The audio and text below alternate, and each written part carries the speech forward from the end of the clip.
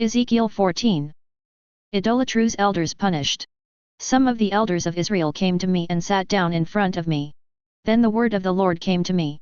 Son of man, these men have set up idols in their hearts and have put sinful stumbling blocks before their faces. Should I be consulted by them at all?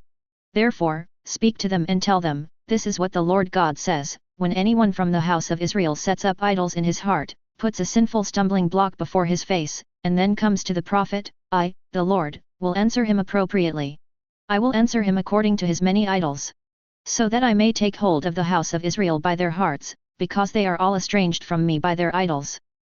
Therefore, say to the house of Israel, this is what the Lord God says, repent and turn away from your idols, turn your faces away from all your abominations. For when anyone from the house of Israel or from the foreigners who reside in Israel separates himself from me, setting up idols in his heart and putting a sinful stumbling block before his face, and then comes to the prophet to inquire of me, I, the Lord, will answer him myself.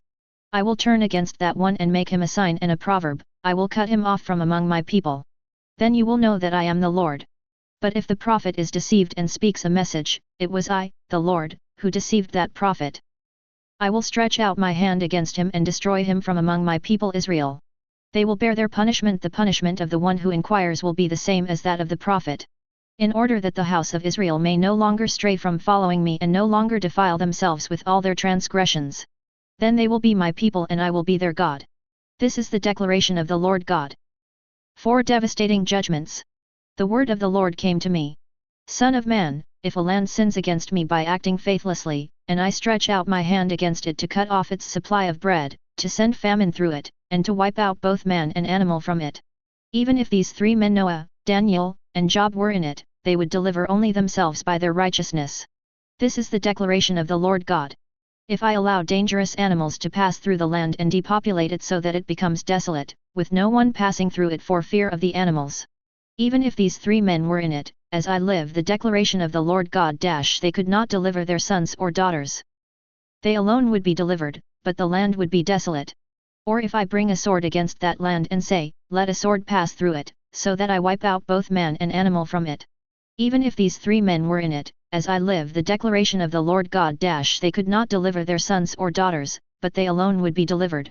Or if I send a plague into that land and pour out my wrath on it with bloodshed to wipe out both man and animal from it. Even if Noah, Daniel, and Job were in it, as I live, the declaration of the Lord God - they could not deliver their son or daughter.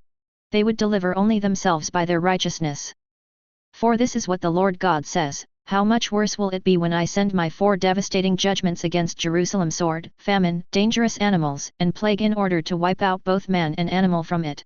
Even so, there will be survivors left in it, sons and daughters who will be brought out. Indeed, they will come out to you, and you will observe their conduct and actions. Then you will be consoled about the devastation I have brought on Jerusalem, about all I have brought on it. They will bring you consolation when you see their conduct and actions, and you will know that it was not without cause that I have done what I did to it. This is the declaration of the Lord God.